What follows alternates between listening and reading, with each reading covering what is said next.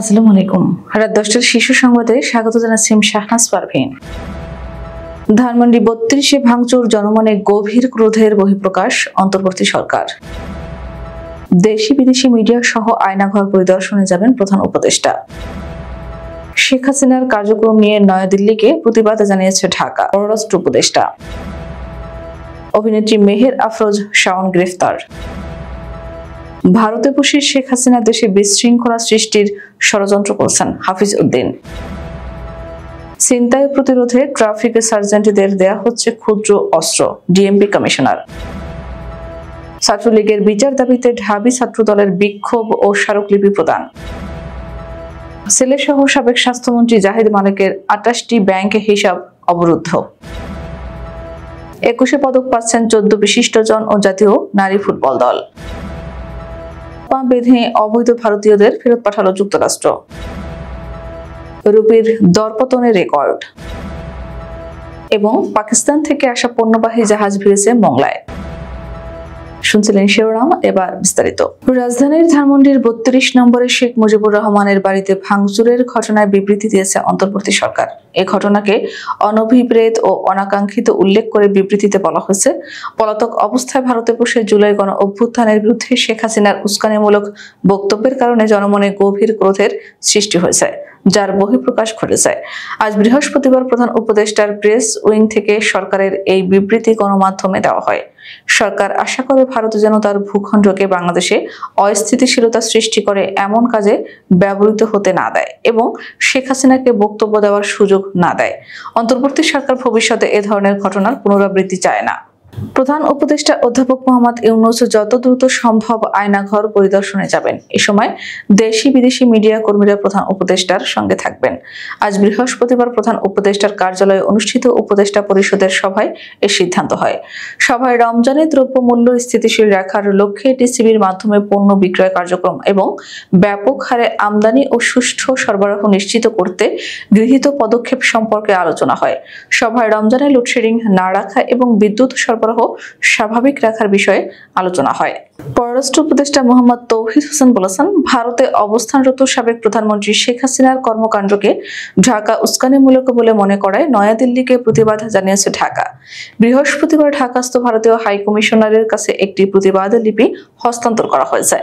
এক প্রশ্নের জবাবে পররাষ্ট্র উপদেষ্টা মোহাম্মদ তৌহিদ হোসেন বলেন, ভারতের ভারপ্রাপ্ত হাই কমিশনারের কাছে পররাষ্ট্র মন্ত্রণালয় একটি প্রতিবাদ লিপি হস্তান্তর করেছে। শেখ হাসিনাকে এ ধরনের কর্মকাণ্ড থেকে বিরত থাকতে বলা হলেও নয়াদিল্লির পক্ষ থেকে কোনো জবাব পায়নি ঢাকা। তিনি বলেন, আজ বাংলাদেশে নিযুক্ত ভারতের ভারপ্রাপ্ত হাই কমিশনারের মাধ্যমে পররাষ্ট্র মন্ত্রণালয় আবারও এ ধরনের প্রচেষ্টার প্রতিবাদ জানালো। রাষ্ট্রবিরোধী ষড়যন্ত্রের অভিযোগে অভিনেত্রী মেহের আফরোজ শাওনকে গ্রেফতার করা হয়েছে। বৃহস্পতিবার রাজধানীর ধানমন্ডি থেকে রাতে তাকে গ্রেফতার করেছে পুলিশের গোয়েন্দা বিভাগ। গণমাধ্যমকে এ তথ্য নিশ্চিত করেন ডিএমপির অতিরিক্ত কমিশনার রেজাউল করিম মল্লিক। তিনি বলেন, রাষ্ট্রীয় ষড়যন্ত্রের অভিযোগে রাজধানীর ধানমন্ডি এলাকা থেকে রাতে গ্রেফতার করা হয়েছে শাওনকে। তাকে ডিবি কার্যালয়ে নেওয়া হচ্ছে। ডিবি হেফাজতে তাকে রাষ্ট্রীয় ষড়যন্ত্রের ব্যাপারে জিজ্ঞাসাবাদ করা হবে। আগামীকাল তাকে সুনির্দিষ্ট মামলায় আদালতে উত্থাপন করে রিমান্ড চাওয়া হবে।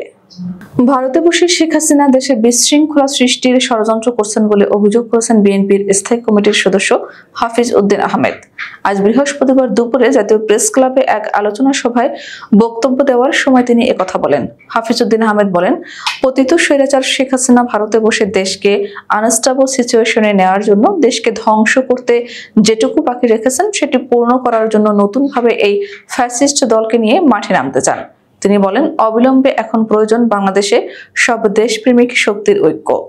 Dhaka metropolitan police commissioner Mohammad Sajjad Ali বলেছেন, ছিনতাই প্রতিরোধে ট্রাফিক সার্জেন্টদের দেয়া হচ্ছে ক্ষুদ্র অস্ত্র। তিনি বলেন, মহানগরীতে যানজট নিরসন ও সড়কে ট্রাফিক শৃঙ্খলা নিশ্চিত করতে সবাইকে ঐক্যবদ্ধভাবে এগিয়ে আসতে হবে। শুধু ড্রাইভার ও পরিবহন শ্রমিকদের নিয়মকানুন মেনে চললে হবে না, পাশাপাশি যাত্রী সাধারণ সহ সবাইকে আন্তরিকভাবে এগিয়ে আসতে হবে। বৃহস্পতিবার সকালে উত্তরার আজমপুরে সড়ক পরিবহন মালিক সমিতির আয়োজনে ঢাকা মহানগরীতে কাউন্টার ও ই-টিকিটিং পদ্ধতিতে বাস চলাচল এর উদ্বোধনী অনুষ্ঠানে সাংবাদিকদের প্রশ্নের জবাবে তিনি এসব কথা বলেন। ফ্যাসিস্ট শেখ হাসিনার শাসনামলে ঢাকা বিশ্ববিদ্যালয় নিষিদ্ধ সন্ত্রাসী সংগঠন ছাত্রলীগ কর্তৃক সংগঠিত সব কর্মকাণ্ডের যথাযথ বিচার এবং তাদের প্রশাসনিক সহযোগীদের শাস্তি নিশ্চিত করার দাবি করেছে ঢাবি শাখা ছাত্রদল। বিক্ষোভ মিছিল ও উপাচার্য বরাবর স্মারকলিপি দিয়ে এই দাবি করে সংগঠনটি বৃহস্পতিবার দুপুর 1:30টায় বাংলাদেশ জাতীয়তাবাদী ছাত্রদলের ঢাকা বিশ্ববিদ্যালয় কেন্দ্রীয় সংসদ কর্তৃক পূর্ব ঘোষিত কর্মসূচি অনুযায়ী ক্যাম্পাসে মার্চ ফর জাস্টিস ও স্মারকলিপি প্রদান কর্মসূচি শুরু হয়। স্বাস্থ্য ও পরিবার কল্যাণ মন্ত্রণালয়ের সাবেক মন্ত্রী জাহিদ মালিকের 16টি ও তার ছেলে রাহার মালিকের 12টি ব্যাংক হিসাব অবরুদ্ধ করার আদেশ দিয়েছেন আদালত। বৃহস্পতিবার ঢাকা মহানগর জ্যেষ্ঠ বিশেষ জজ জাকির হোসেন গালিব দুদকের আবেদনের প্রেক্ষাপটে এ আদেশ দেন। এদিন দুদকের পক্ষে মামলার তদন্ত কর্মকর্তা সংস্থাটির উপপরিচালক মোহাম্মদ ফজলুল হক পৃথক আবেদনে তাদের ব্যাংক হিসাব অবরুদ্ধ করার আদেশে চেয়ে আবেদন করেন। শুনানি শেষে আদালত আবেদন মঞ্জুর করেন। বিভিন্ন ক্ষেত্রে গুরুত্বপূর্ণ অবদানের জন্য দেশের 14 জন বিশিষ্ট নাগরিক এবং বাংলাদেশ জাতীয় নারী ফুটবল দলকে 2025 সালের 21শে পদক দেওয়ার জন্য মনোনীত করেছে সরকার। বৃহস্পতিবার সংস্কৃতি মন্ত্রণালয় এই সিদ্ধান্ত জানিয়েছে। সচিবালয়ে এক সংবাদ সম্মেলনের সংস্কৃতি বিষয়ক উপদেষ্টা মোহাম্মদ মোস্তফা সরোয়ার ফারুকী মনোনীতদের নাম প্রকাশ করেন। এবছর শিল্পকলায় 5 জন, সাংবাদিকতায় 1 জন, সাংবাদিকতা ও মানবাধিকারে 1 জন, সংস্কৃতি ও শিক্ষায় 1 জন, শিক্ষায় 1 জন, বিজ্ঞান ও প্রযুক্তিতে 1 জন, সমাজসেবায় 1 জন, ভাষা ও সাহিত্যে 2 জন, গবেষণায় 1 জন এবং ক্রীড়া ক্ষেত্রে জাতীয় নারী ফুটবল দলকে 21শে পদকের জন্য মনোনীত করা হয়েছে। যুক্তরাষ্ট্রের টেক্সাস থেকে 104 অবৈধ ভারতীয়কে নিয়ে বুধবার পাঞ্জাবে অবতরণ করে মার্কিন সামরিক বিমান।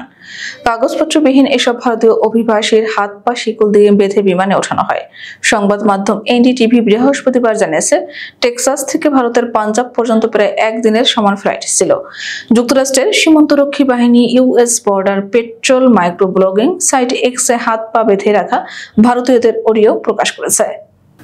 ভারতীয় রুপির দর সর্বকালের সর্বনিম্নে নেমেছে। বৃহস্পতিবার সকালে $1 বিপরীতে রুপির মান ছিল 87.55। এর আগে বুধবার $1 বিপরীতে রুপির মান ছিল 87.48।